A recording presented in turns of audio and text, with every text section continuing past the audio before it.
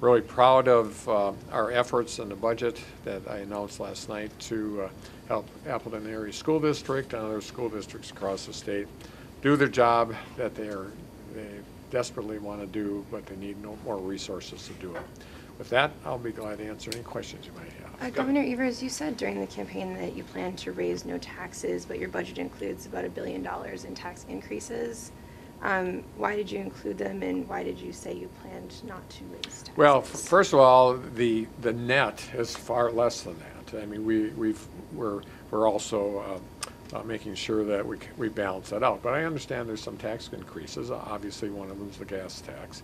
But the reason the budget is the way it is that we listened to the people of Wisconsin.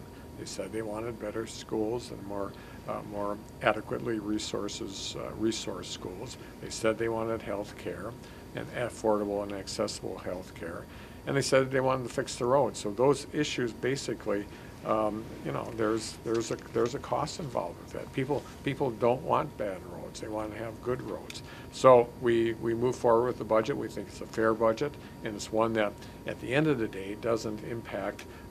There's some cost savings for some taxpayers, and there's some tax increases for taxpayers, but we think it's fair.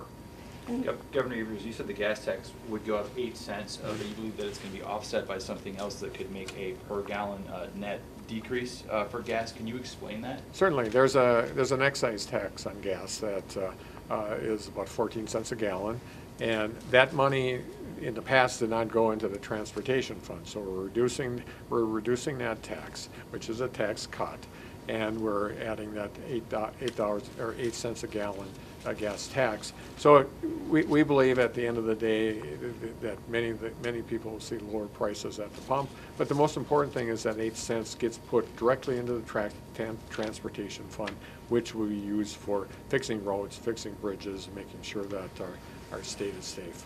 You also mentioned medical marijuana would be legalized, and then possessing a certain amount of recreational marijuana would be decriminalized. Can you talk about why you think that's important?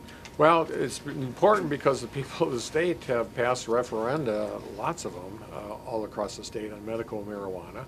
And people believe that their physicians should have the ability to find the best way to relieve pain and treat different medical concerns. And the people of Wisconsin that had referenda on it support that. In addition, people also understand how difficult it is to get involved with the criminal justice system for possessing a very, very small amount of marijuana. And we believe it should be decriminalized, as simple as that. Have you talked to law enforcement about what they think about that?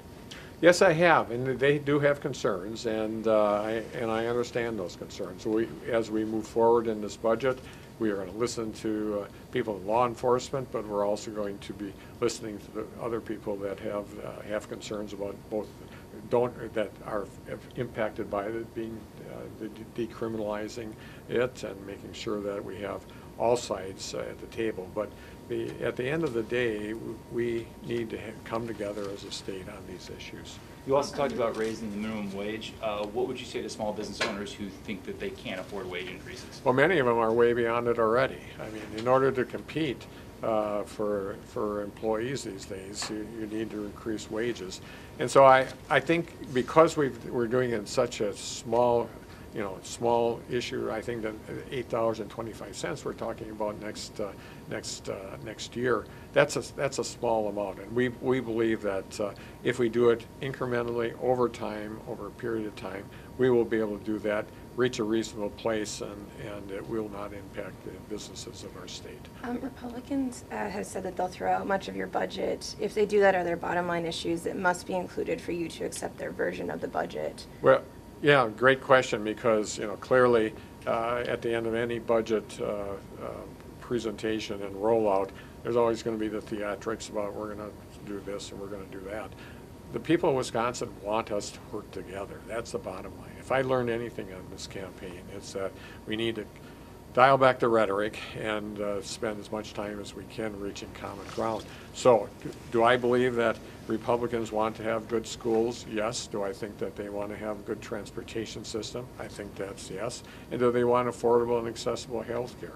yes. We may have different ways of getting there, but I believe at the end of the day, we will. So Time for those- 2 more questions here. Can I just clarify really quick? So Sure. those are kind of the bottom line questions or issues that you really are focused Sure. on? And Yeah, well, that's what I ran on, and that's what the people of Wisconsin expect us. There's certainly other things in the budget that I care deeply about, and that's part of the negotiations. But transportation, healthcare, and making sure that we have great schools is critical to our state's success.